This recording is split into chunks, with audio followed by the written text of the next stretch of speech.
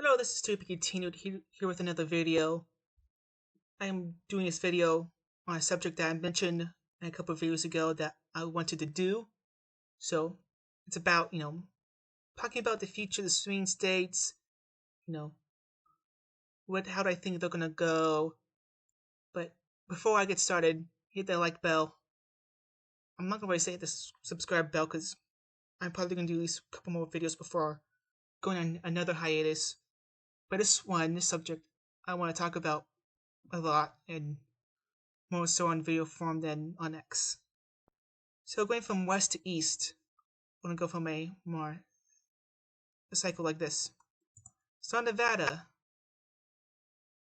so as many know, Trump was able to flip the state first time since I think Bush, the Republican, won the state. And I do believe that in 28 this state will probably stay, red. Because I think two factors.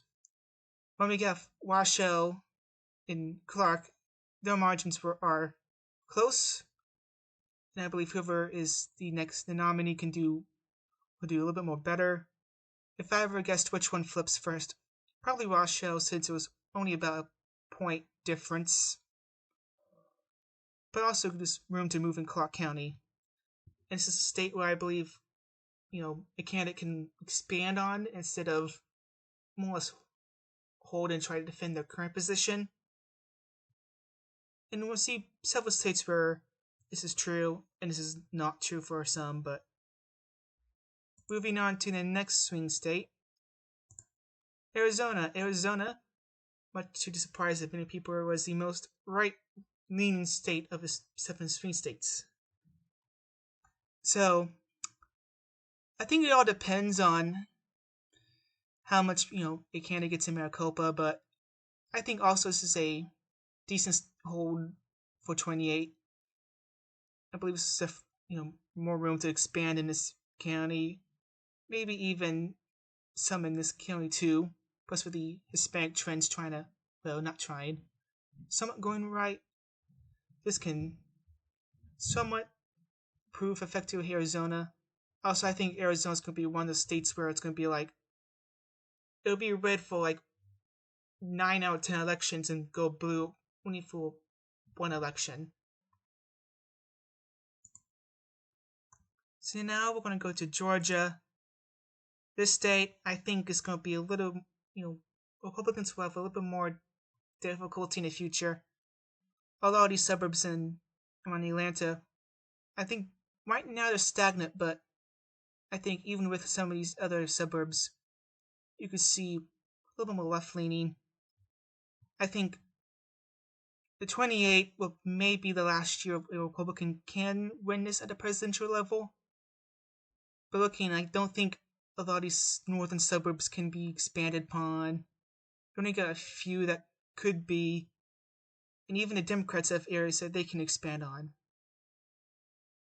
And this is one out of 2 states that I am a little bit on the concerned side with. And now I'll get to the other state. Moving on to the next one. North Carolina.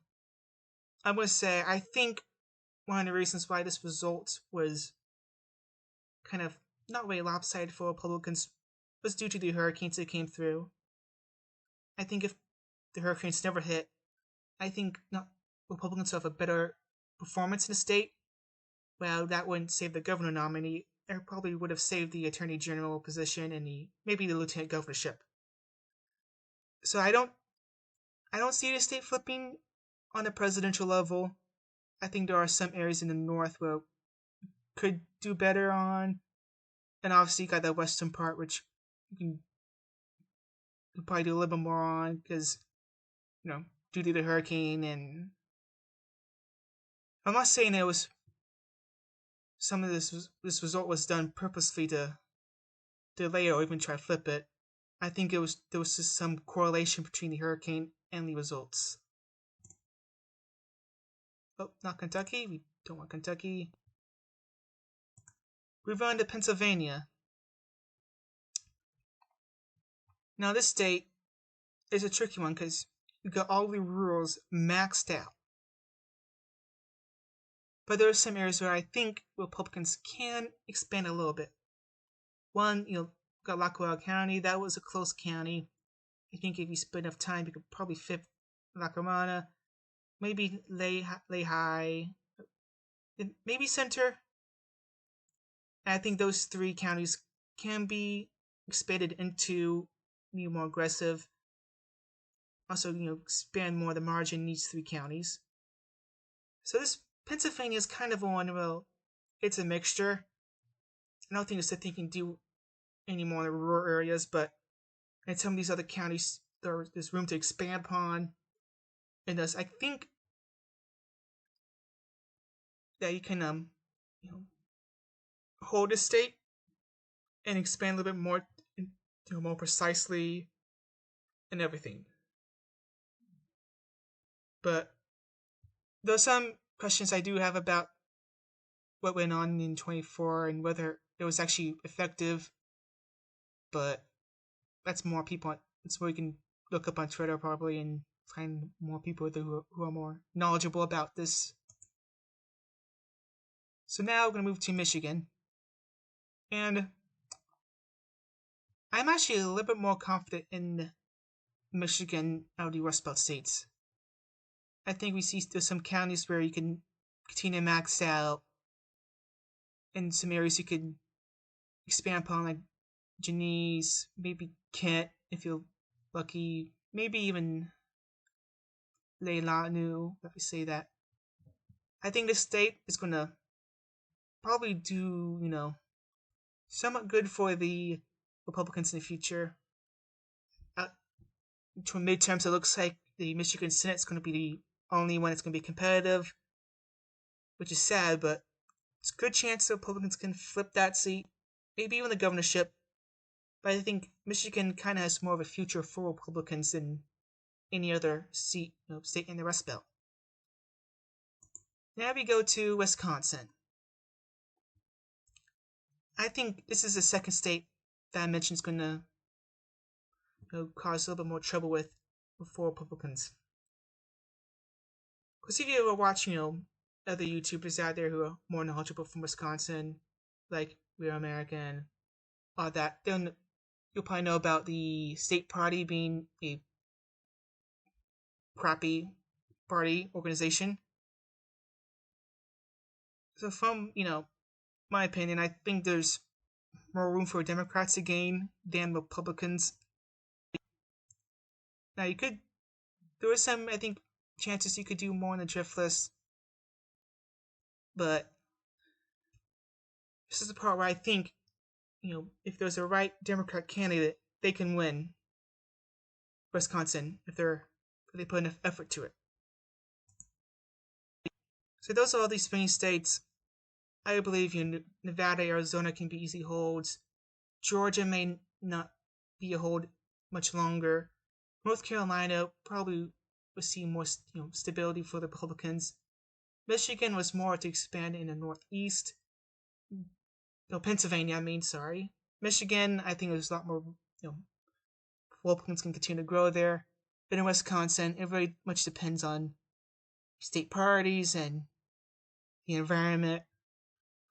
But in order to pad out this video a little bit more longer, I want to talk about potential states that you can see Republicans try to hit into. So first one, I want to talk about North Carolina. As you saw, it was only like a 3-point win for Harris. I think there's chances that, you can see a right, not like a right candidate, but if, a Republican can put enough effort into it, then it could flip. Though New Hampshire is a state that does not really like incumbents, so that may not work in 28 and 2032. But it's a state that you could put not you, but a candidate could put enough effort into.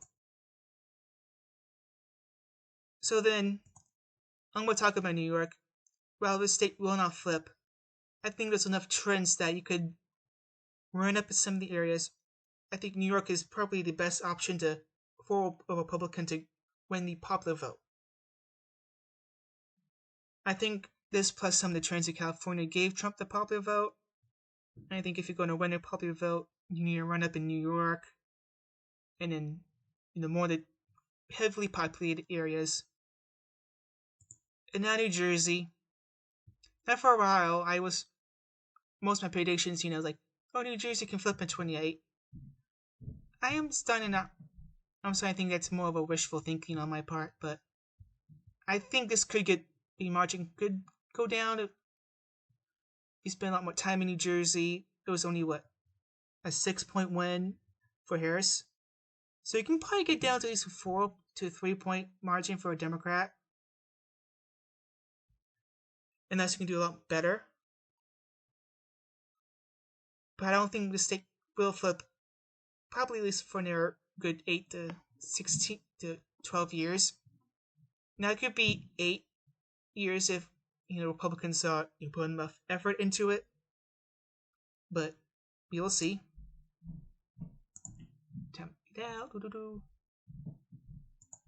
Minnesota. I'm not usually a person to say Minnesota will flip Republican next cycle because I think Minnesota's going to always be blue. It's been blue since the 70s, but there could potentially be some more room to grow for Republicans if there was enough effort. But also, the only reason probably why Harris won the state was because of Walz. If it was still Biden, I think Trump could have flipped it. But in the future, unless the Republican is able to, wheel down the margins in these areas, in this area, and max out some of the rules in here, then maybe it could flip. But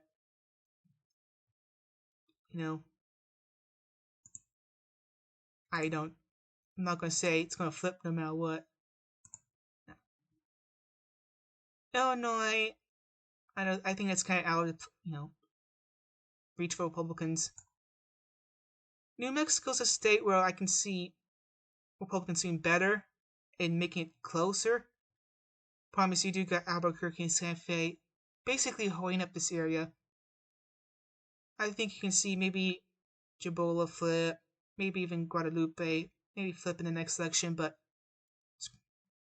unless you conquer that area enough and flip a bunch of other counties, I don't think New Mexico will flip red. Unless a Democrat candidate in 20 is so bad that they alienate everyone else. So anyway, and okay, I'm gonna mention Virginia one quick time.